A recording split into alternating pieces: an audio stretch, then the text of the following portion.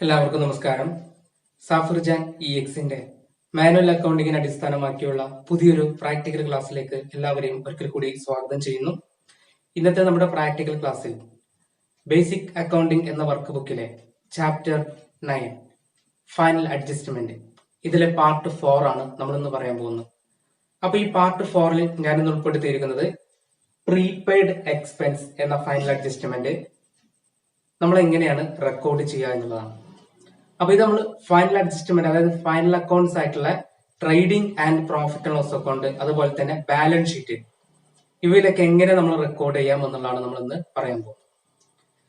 അപ്പോ നമുക്ക് ക്ലാസ് തുടങ്ങാം.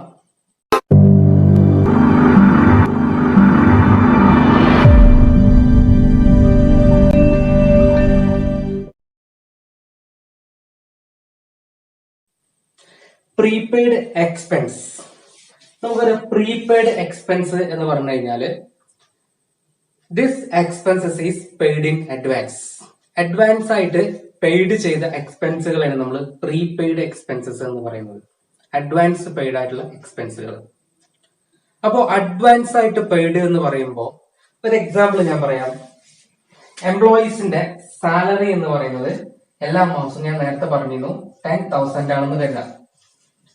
പക്ഷെ ആ മന്തിൽ നമ്മൾ എന്ത് ചെയ്തു, എംപ്ലോയിക്ക് അഡീഷണൽ ആയിട്ട് 15,000 രൂപ സാലറി കൊടുക്കുകയാണ്. ഒന്നെങ്കിൽ എംപ്ലോയീസിന്റെ ആവശ്യാർത്ഥം, അല്ലെങ്കിൽ കമ്പനി ആൾക്ക് അഡ്വാൻസ് ആയിട്ട് സാലറി, അടുത്ത മന്തിലെ സാലറി കൂടി അഡ്വാൻസ് ആയിട്ട് ഈ മന്തിന്റെ സാലറി കൂടെ ആഡ് ചെയ്ത് കൊടുക്കുകയാണ്.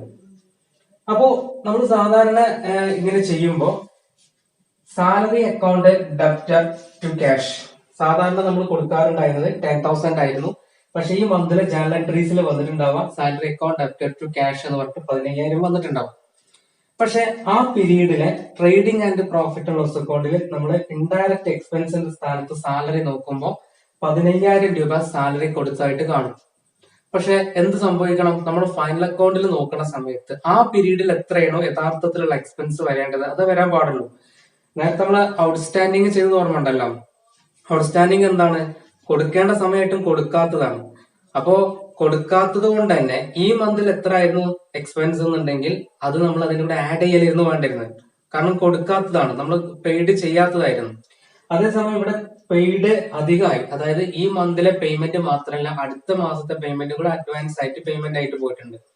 അപ്പൊ ഇവിടെ സംഭവിക്കേണ്ടത് യഥാർത്ഥത്തിൽ എത്രയാണോ സാലറി അത് വരണമെന്നുണ്ടെങ്കിൽ 10,000 ആണല്ലേ, 15,000ത്തിന് 10,000 ആക്കി മാറ്റണം എന്നുണ്ടെങ്കിൽ ലെസ് ചെയ്യേണ്ടി വരും.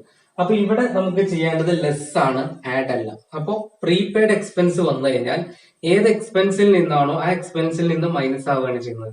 അപ്പൊ നമുക്ക് നോക്കാം, ഞാൻ ഇവിടെ ഒരു എക്സാമ്പിൾ കൊടുക്കുകയാണ്. ഇൻഷുറൻസ് ആയിക്കോട്ടെ, നമുക്ക് ഇൻഷുറൻസ് നമ്മൾ പെയ്ഡ് ചെയ്തിട്ടുള്ളത്, ഇൻഷുറൻസ് പെയ്ഡ് എന്ന് തന്നെ കൊടുക്കാം.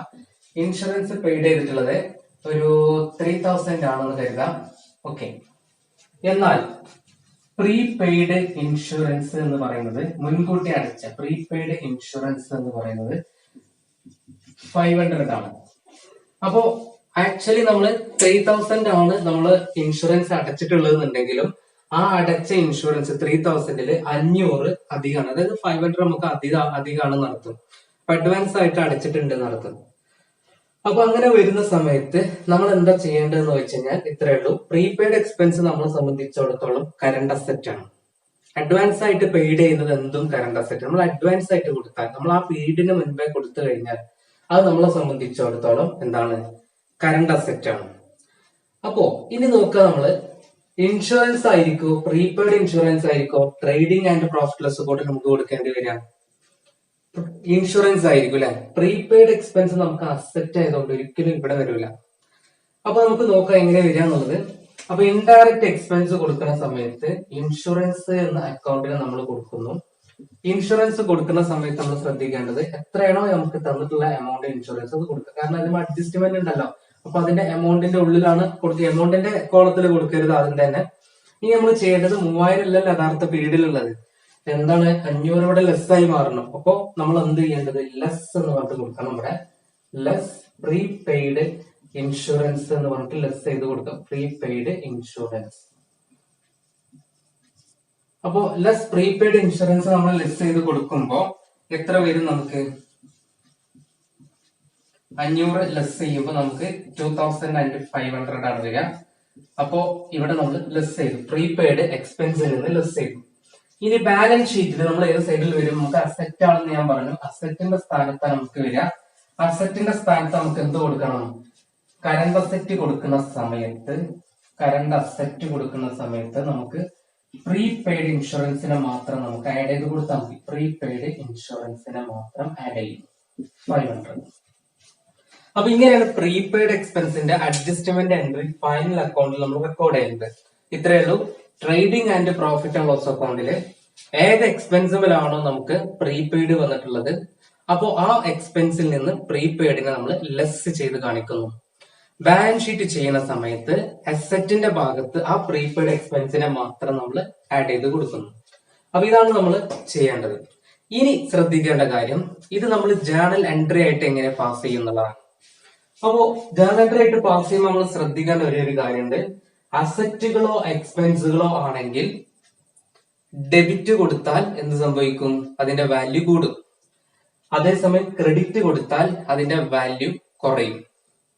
ഇൻകം ലയബിലിറ്റി ആണെങ്കിൽ എന്ത് സംഭവിക്കുന്നത്? ക്രെഡിറ്റ് കൊടുത്താലാണ് കൂടുക, അതിന്റെ വാല്യൂ കൂടുന്നത്. അതിന് എപ്പോഴാണോ നമ്മൾ ഡെബിറ്റ് ആക്കി മാറ്റുന്നത് അപ്പോഴാണ് കുറയുന്നത്. അപ്പൊ നോക്കുക, ഇവിടെ നമുക്ക് ഇൻഷുറൻസ് ആണ്. ഇൻഷുറൻസ് നമുക്ക് എക്സ്പെൻസ് ആണ് അല്ലെ. എക്സ്പെൻസിന്റെ മൂല്യം കുറയാണ് ഇവിടെ ചെയ്യുന്നത്. പ്രീപെയ്ഡ് സംഭവിച്ചു കഴിഞ്ഞാൽ എക്സ്പെൻസ് കുറയാണ് ചെയ്യുന്നത്. അപ്പൊ കുറക്കണം എന്നുണ്ടെങ്കിൽ എക്സ്പെൻസ് ഇവിടെ ഡെബിറ്റ് കൊടുത്താലാണ് കൂടുക, ക്രെഡിറ്റ് കൊടുത്താലാണ് കുറയുക. അപ്പൊ നമ്മൾ എന്ത് ചെയ്യേണ്ടി വരും? എക്സ്പെൻസ് ക്രെഡിറ്റ് കൊടുക്കേണ്ടി വരും. എക്സ്പെൻസ് നമ്മൾ പഠിച്ചിട്ട് debit all expenses and losses, credit all incomes and gains ആണ്. പക്ഷെ ഇവിടെ നമുക്ക് ആ നിയമം മാറുകയാണ്. കാരണം ഇവിടെ നമ്മൾ എന്ത് ചെയ്യണം? അതിന്റെ വാല്യൂ കുറക്കണം. വാല്യൂ കുറക്കണമെങ്കിൽ അതിനെ ഓപ്പോസിറ്റ് ആക്കണം. അപ്പൊ നോക്കുക, ഓപ്പോസിറ്റ് എന്ന് പറയുമ്പോൾ നമുക്ക് ഇവിടെ എക്സ്പെൻസ് ആണ് ക്രെഡിറ്റ്. അപ്പൊ ഡെബിറ്റ് എന്ത് വരും? Prepaid insurance. പ്രീപെയ്ഡ് എക്സ്പെൻസ് ആണ് ഡെബിറ്റ് വരും. അപ്പൊ ഇതിന്റെ എൻട്രി ഇങ്ങനെയാണ്: prepaid expense account debtor to expense. Okay, ഇങ്ങനെയാണ് വരിക. ഇനി ഇതിന്റെ ജേണൽ എൻട്രി കറക്റ്റ് ആയിട്ട് നമുക്ക് കൊടുക്കണമെങ്കിൽ ഇത്രയേ ഉള്ളൂ: പ്രീപെയ്ഡ് ഇൻഷുറൻസ് അക്കൗണ്ട്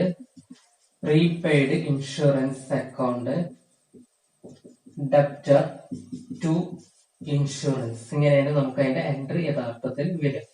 അപ്പോ സോഫ്റ്റ്വെയറുകളിലൊക്കെ നമ്മൾ, അതായത് കമ്പ്യൂട്ടറൈസ്ഡ് ആയിട്ട് അക്കൗണ്ടിംഗ് ഒക്കെ നമ്മൾ ചെയ്യുമ്പോൾ ഒരിക്കലും trading and profit and loss അക്കൗണ്ടോ ബാലൻസ് ഷീറ്റോ നമുക്ക് ആഡ് ലെസ് ചെയ്യേണ്ട ആവശ്യമില്ല. നമുക്ക് നേരെ എൻട്രി പാസ് ചെയ്ത് കൊടുത്താൽ മതി. അപ്പൊ എൻട്രി പാസ് ചെയ്ത് കൊടുക്കണം എന്നുണ്ടെങ്കിൽ നമ്മൾ ഇത് പഠിച്ചാൽ മതി. നമുക്ക് എപ്പോഴും ഇതിനെ ബേസ് ചെയ്തിട്ടാണ് വരിക. ഓക്കെ, പ്രീപെയ്ഡ് സംഭവിച്ചാൽ ജേണൽ എൻട്രി ആണെന്നുണ്ടെങ്കിൽ ഏത് എക്സ്പെൻസിബിലാണോ നമുക്ക് പ്രീപെയ്ഡ് സംഭവിച്ചിട്ടുള്ളത് ആ പ്രീപെയ്ഡ് എക്സ്പെൻസ്, അതായത് സാലറി ആണെങ്കിൽ പ്രീപെയ്ഡ് സാലറി, ഇൻഷുറൻസ് ആണെങ്കിൽ പ്രീപെയ്ഡ് ഇൻഷുറൻസ്, പ്രീപെയ്ഡ് വേജ് ആണെങ്കിൽ പ്രീപെയ്ഡ് വേജ് എന്ന് പറഞ്ഞിട്ട് അങ്ങനെ കൊടുക്കുക. ക്രെഡിറ്റ് ആയിട്ട് ആ എക്സ്പെൻസിനെ കൊടുക്കുക. അപ്പൊ asset account debtor to expense account ഇങ്ങനെയാണ് വരിക. Okay, prepaid expense account debtor to expense ആണ്. പ്രീപെയ്ഡിന്റെ എന്താണ് ഇത് ഗ്രൂപ്പിലാണ് വരിക? പ്രീപെയ്ഡ് എക്സ്പെൻസ് നമുക്ക് അസറ്റ് ആണ്. അഡ്വാൻസ് ആയിട്ട് കൊടുത്ത എക്സ്പെൻസുകൾ ആയതുകൊണ്ട് നമ്മളെ സംബന്ധിച്ചിടത്തോളം കറണ്ട് അസറ്റ് ആണ്. അപ്പൊ പ്രീപെയ്ഡ് എക്സ്പെൻസുകൾ നമ്മൾ എങ്ങനെയാണ് ഫൈനൽ അഡ്ജസ്റ്റ്മെന്റ് ആയിട്ട് എൻട്രി കൊടുക്കുക എന്നുള്ളതും അതിന്റെ ജേണൽ എൻട്രി എങ്ങനെയാണ് നമ്മൾ റെക്കോർഡ് ചെയ്യേണ്ടത് എന്നുള്ളതാണ് ഇപ്പോൾ നമ്മളിവിടെ പറഞ്ഞു കഴിഞ്ഞത്. അപ്പൊ ഇന്നത്തെ പാർട്ട് 4 നമുക്ക് ഇതാണ് പറയാനുള്ളത്: പ്രീപെയ്ഡ് എക്സ്പെൻസ് എങ്ങനെയാണ് ട്രീറ്റ് ചെയ്യുക എന്നുള്ളത്. ഓക്കെ, അപ്പൊ എല്ലാവർക്കും മനസ്സിലായി എന്ന് കരുതുന്നു. ഇനി നമുക്ക് പുതിയൊരു അഡ്ജസ്റ്റ്മെന്റ് അക്കൗണ്ടുമായിട്ട് നെക്സ്റ്റ് ക്ലാസ്സിൽ, അതായത് പാർട്ട് 5 നമുക്ക് പരിചയപ്പെടാം. അതുവരെ എല്ലാവർക്കും ഒരിക്കൽ കൂടി നന്ദി, നമസ്കാരം.